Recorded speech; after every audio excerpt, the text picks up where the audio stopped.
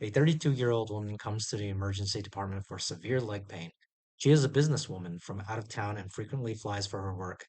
The patient is given anticoagulative treatment but begins to develop blackened areas of skin around her breasts and thighs. Which of the following is most likely involved in this patient's condition? Choice A, factor V Leiden mutation. Choice B, loss of antithrombin 3. Choice C, loss of protein C. Choice D, pregnancy. Or choice E, diffuse consumption of clotting factors. I'll wait 5 seconds and answer the question.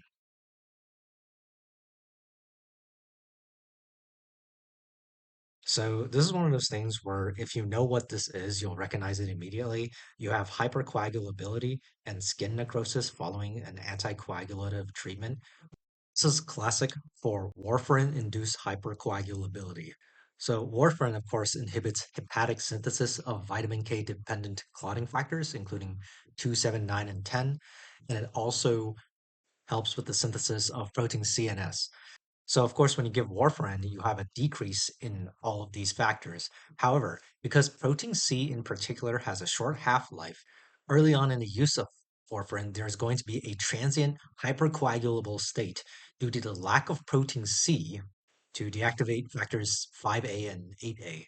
So, as a result, rapid microvascular thromboses can lead to skin necrosis, especially in areas rich in subcutaneous fat, such as the breast, thighs, and buttocks. So, as mentioned early on in the use of warfarin, it's the loss of protein C, choice C, that causes warfarin-induced necrosis. So, it's really the vignette here that's doing a lot of heavy lifting in terms of pointing you in the direction of warfarin-induced skin necrosis, because obviously I told you that anticoagulative therapy was given. And if you get a paradoxical hypercoagulable state and skin necrosis, that's pretty much giving warfarin-induced skin necrosis to you. So looking at some of the answer choices here, choice A, factor V Leiden mutation. Factor V Leiden is the most common inherited hypercoagulability disorder. You'll have a mutated factor V that's unable to be cleaved by activated protein C. So you end up having a bunch of factor V just laying around and it can lead to hypercoagulability. Classically, if they want to give you factor V Leiden mutation, it's going to be a younger patient who has recurrent DVTs.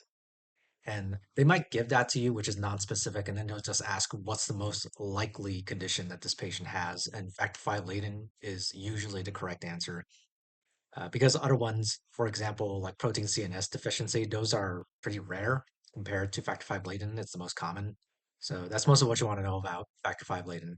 Choice B, loss of antithrombin 3. This can refer to a primary deficiency, which is autosomal dominant, but it's more the case that they want to test you on antithrombin 3 where you're losing it through other conditions such as nephrotic syndrome. So basically, nephrotic syndrome, you'll actually pee out a bunch of your antithrombin 3, and it's going to lead to a hypercoagulable state.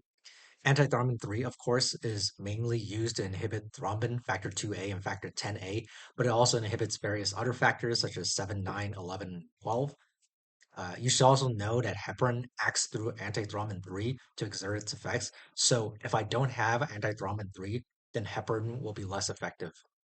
But whatever the case, lack of antithrombin 3 would cause DVTs, but skin necrosis is not typical.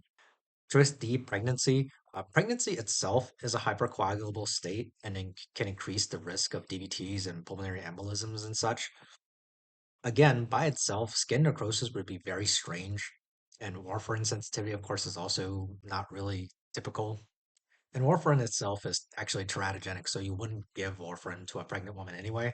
In this particular question, you might have thought that, well, maybe she just has an undetected pregnancy or something. Like I said, skin necrosis just wouldn't really happen even if she had severe eclampsia or HELLP syndrome. You would get the typical hypercoagulable symptoms. And if it's really severe, you'll get HELLP syndrome where you'll have anemia and hemolysis and platelet consumption, and eventually it can lead to DIC as well. But that actually leads us to choice E, diffuse consumption of clotting factors, which is referring to DIC. DIC, of course, is one of the MAHAs, microangiopathic hemolytic anemia, where you have platelets being consumed that form platelet plugs, and then when red blood cells try to move through the blood vessels, they'll get sheared and you'll get schistocytes on a blood smear. DIC also involves diffuse consumption of clotting factors. So everything is going to be elevated. You're going to have increased bleeding time, increased PT, increased PTT. DIC, typically when they describe it, it'll be things like, oh, they're oozing from IV sites and stuff like that. You'll have bleeding and ecchymoses, but you're not going to have these well demarcated areas of necrosis like you would see in warfarin-induced necrosis. So just to bring it back, if you get a question like this where somebody is given anticoagulant therapy, sometimes they'll just straight up tell you they were given warfarin, and you paradoxically get this hypercoagulable state.